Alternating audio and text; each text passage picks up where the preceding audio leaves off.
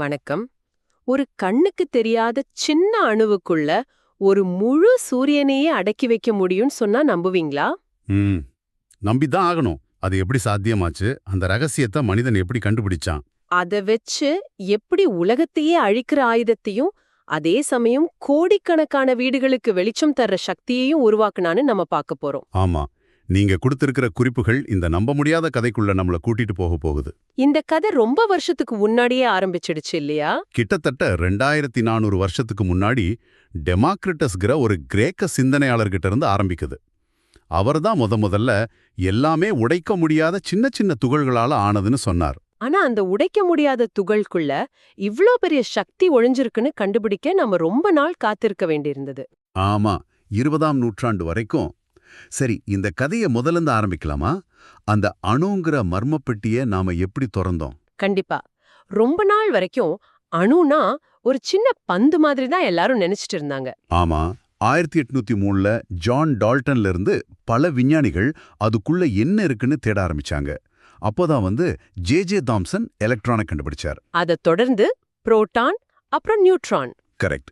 Goldstein புரோட்டானையும் கடைசியா James Chadwick நியூட்ரானையும் கண்டுபிடிச்சாங்க. Okay. அப்போ ஒரு வீட்டுக்குள்ள இருக்கிற ரூம்ஸ் மாதிரி அணுவுக்குள்ள இந்த 3 துகள்கள் இருக்குன்னு கண்டுபிடிச்சிட்டாங்க. ஆனா உண்மையான திருப்புமுனை எங்க வந்தது? உண்மையான திருப்புமுனை 1911ல ஏர்னஸ்ட் ரூதர்ஃபோர்ட் மூலமா தான் வந்தது. அவர் ஒரு சோதனை செஞ்சாரு. ஆமா, அந்த தங்கத்தகடு சோதனை தானே? அதேதான். அதுல அணுவோட மொத்த நிறையும் அதோட மையத்துல இருக்கிற ஒரு ரொம்ப ரொம்ப சின்ன இடத்துல தான் குவிஞ்சிருக்குன்னு கண்டுபிடிச்சார். அதுக்கு அவர் உட்கரு, அதாவது நியூக்ளியஸ்னு பேர் வச்சார். நவீன அணு இயற்பியலோட பிறப்பே அங்கிருந்து தானே சொல்லலாம். ஏன்னா அந்த உட்கருவ ஆராய்ச்சி செய்ய போற இடத்துல தான் நம்ம எதிர்பார்க்காத ஒரு விஷயம் நமக்கு கிடைச்சிருக்கு இல்லையா? மிகச்சரியா சொன்னீங்க. அது தற்செயலா நடந்த ஒரு மேஜிக் மாதிரி.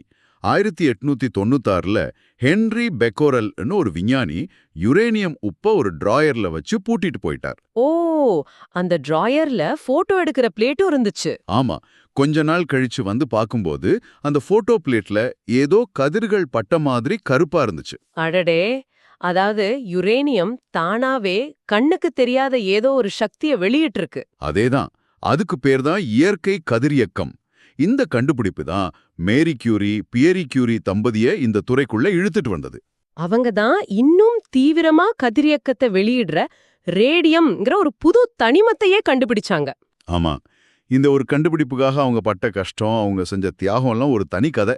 ஒரு நிமிஷம், அப்போ எல்லா தனிமங்களுமே இந்த மாதிரி கதிர்களை வெளியிடுமா, இல்ல சிலது மட்டும்தானா? நல்ல கேள்வி. பொதுவா ரொம்ப எடை அதிகமான கனமான தனிமங்கள், அதாவது அணு எண் 82க்கு மேல இருக்கிற யுரேனியம், ரேடியம் மாதிரியான தனிமங்கள் தான் நிலையா இல்லாம தள்ளாடும். ஓஹோ, நிலையா இல்லாததால? ஆமா, அதனால அதுங்க தங்களுக்குள்ள இருந்து சில துகள்களை வெளியே வீசி ஒரு நிலையான தனிமமா மாற முயற்சி பண்ணும். ஆனா இதுலயும் சில விதிவிலக்குகள் இருக்குன்னு நான் கேள்விப்பட்ட மாதிரி இருக்கு. டெக்னீட்டியம், புரோமீத்தியம் மாதிரி. கரெக்ட். ஆச்சரியமான விஷயம் என்னன்னா, சில லேசான தனிமங்கள்லயும் இந்த குணம் இருக்கு. ஆனா இதை விட முக்கியமான விஷயம் 1934ல நடந்தது. மேரி கியூரியோட மகள் ஐரீன் கியூரியும் அவங்க கணவர் ஜோலியட்டும் அவங்க செயற்கையா கதிரியக்கத்தை உருவாக்க முடியும்னு நிரூபிச்சாங்க. ஆமா, ஒரு நிலையான தனிமத்தை எடுத்து அதை கதிரியக்கத்தன்மை கொண்டதா மாத்த முடியும்னு கண்டுபிடிச்சாங்க. இது மருத்துவ உலகத்துல ஒரு பெரிய புரட்சியே உண்டாக்குச்சு. சரி, கதிரியக்கம்னா கண்ணுக்கு தெரியாத கதிர்கள் வெளியே வருதுன்னு புரியுது.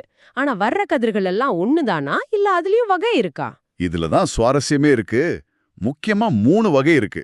Alpha, beta, gamma.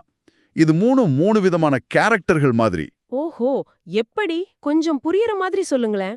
சுலபமா சொல்லணும்னா, ஆல்பா ஒரு ஹெவி வெயிட் பாக்ஸர் மாதிரி. அது ரொம்ப சக்தி வாய்ந்தது, ஆனா ரொம்ப தூரம் போக முடியாது. அப்படியா? ஆமா, அதனால ஒரு சாதாரண பேப்பரை வச்சு அதை நிறுத்திடலாம். இதுக்கு பாசிட்டிவ் சார்ஜ் இருக்கு. ஓகே, ஆல்பா ஒரு பலசாலி, ஆனா வேகம் கம்மி. அப்போ பீட்டா? பீட்டா ஒரு ஸ்பிரிண்டர் மாதிரி. அது ரொம்ப வேகமா போகும். எலக்ட்ரான்கள் ஆல்பா விட அதிக தூரம் ஊடுருவி போகும். அத நிறுத்த என்ன பண்ணணும்? அதை நிறுத்தணும்னா ஒரு மெல்லிய அலுமினிய தகடு தேவைப்படும். இதுக்கு நெகட்டிவ் சார்ஜ் இருக்கு. சரி, ஆல்பா பீட்டா ரெண்டுக்குமே சார்ஜ் இருக்கு, எடை இருக்கு. ஆனா கேமா கதிர்கள் அது ரொம்ப விசித்திரமானதுன்னு சொல்லுவாங்க. கேமா ஒரு ஆவி மாதிரி. அதுக்கு எடையும் கிடையாது, சார்ஜும் கிடையாது. அது வெறும் ஆற்றல். ஆற்றல் மட்டும்தானா? ஆமா, ஒளியோட வேகத்துல பயணிக்கும். அதனால அது நிறுத்துறது ரொம்ப கஷ்டம். தடிமனான காரிய சுவர் இல்லைன்னா கான்கிரீட் சுவரை வச்சு தான் அதை தடுக்க முடியும். அதுதான் மூணுலயும் ரொம்ப அபாயகரமானதும் கூட. கேமா கதிர்கள் ஒளியோட வேகத்துல பயணிக்குமா? அப்போ அது ஒரு கண்ணுக்கு தெரியாத அதிவேக புல்லட் மாதிரி தானே? நினைச்சு பார்க்கவே கொஞ்சம் பயங்கரமா இருக்கு. நீங்க சொல்றது சரிதான். ஆனா இந்த கதிர்கள் ஒரு நிலையற்ற அணுவுல இருந்து தானே வெளியேறுது. இது ஒரு வகை. ஆனா நாமளா ஒரு அணுவை வலுக்கட்டாயமா உடைச்சு அதுக்குள்ள இருக்கிற சக்திய மொத்தமா ஒரே நொடியில வெளியே கொண்டு வர முடியுமான்னு கேட்டீங்க. இதுதான் கதையோட அடுத்த கட்டம். அணுகுண்டு, அணு உலை எல்லாத்துக்கும் அடிப்படையான புள்ளி இதுதான். அணுக்கரு பிளவு இல்லையா? மிகச்சரியா சொன்னீங்க.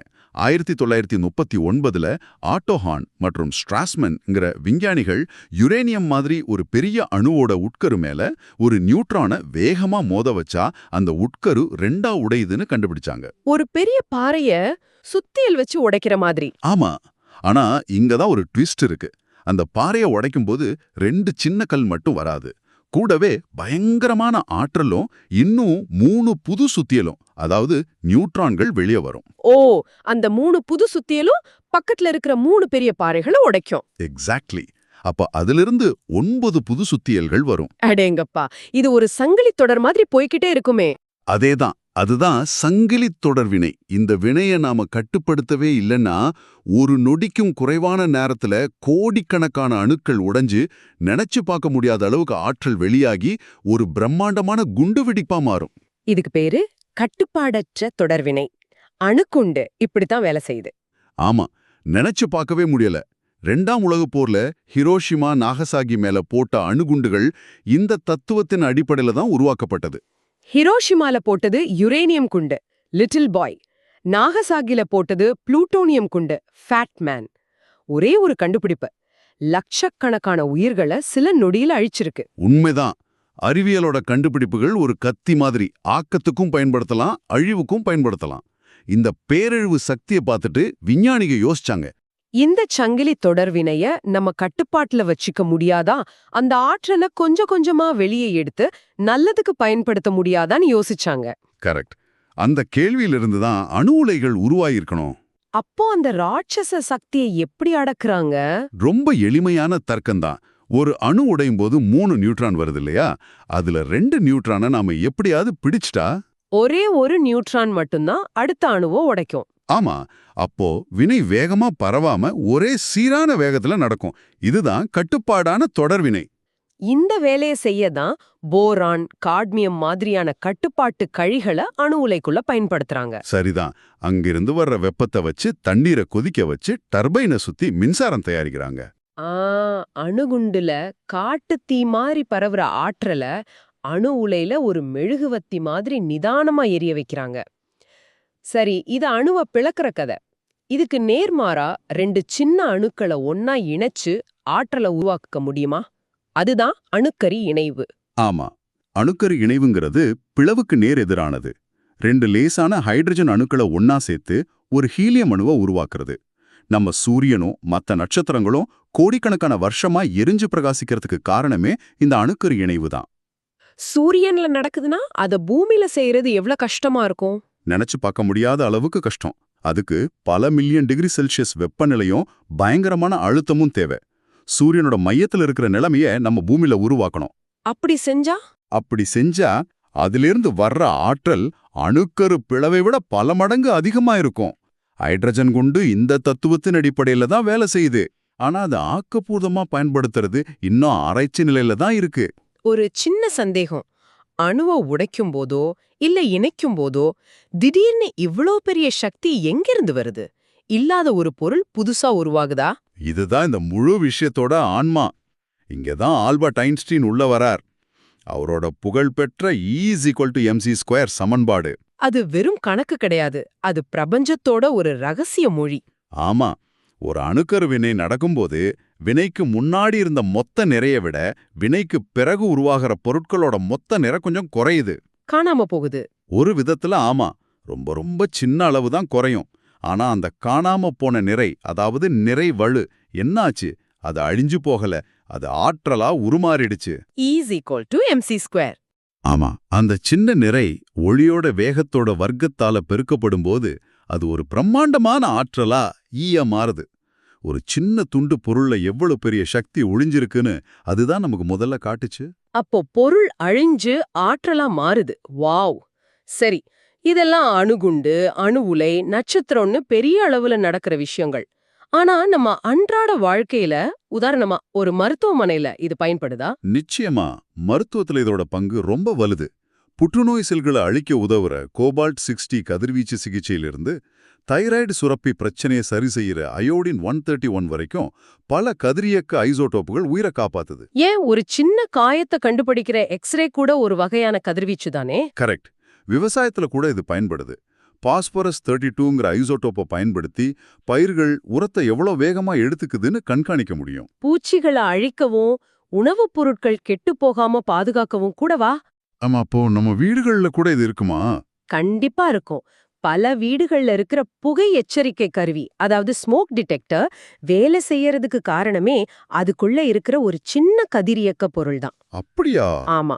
அதே மாதிரி ஏர்போர்ட்ல நம்ம லக்கேஜ ஸ்கேன் பண்ணி வெடிகுண்டுகளை கண்டுபிடிக்கிற சில அதிநவீன கருவிகள்லயும் இது பயன்படுது. இவ்வளவு பயன்கள் இருந்தாலும் கதிர்வீச்சுன ஒரு சின்ன பயம் இருக்கத்தானே செய்யுது. இதுல பாதுகாப்பு எவ்வளவு முக்கியம்? மிக மிக முக்கியம். கத்தி மாதிரிதான்னு சொன்னேன் இல்லையா? கவனமா கையாளணும். கதிரியக்கத்துக்கு ஒரு பாதுகாப்பான அளவு இருக்கு. ஒரு வருஷத்துக்கு 20 மில்லி சிவர்ட்டுக்கு மேல கதிர்வீச்சு நம்ம உடம்புல படக்கூடாது. அந்த அளவை தாண்டினா என்ன ஆகும்? அளவு அதிகமாக பாதிப்பும் அதிகமாகும். ஒரு 100 ஆர் அளவுல பாதிப்பு ஏற்பட்டா இரத்த புற்றுநோய் வர்றதுக்கு வாய்ப்பு இருக்கு. 600 தாண்டுச்சுன்னா அது மரணத்தை கூட ஏற்படுத்தலாம். இதனாலதான் அணு உலைகள்ல வேலை செய்யறவங்க டோசிமீட்டர்னு ஒரு கருவியை எப்பவும் போட்டிருப்பாங்க. அது அவங்க எவ்வளவு கதிர்வீச்ச வாங்கியிருக்காங்கன்னு கணக்கு காட்டும். சரிவா. அது மட்டுமில்லாம காரியத்தால செய்யப்பட்ட கனமான மேலாடைகள், கையுறைகள் அணிஞ்சுதான் வேலை செய்வாங்க. இப்போ கடைசியா நம்ம நாட்டுக்கு வருவோம்.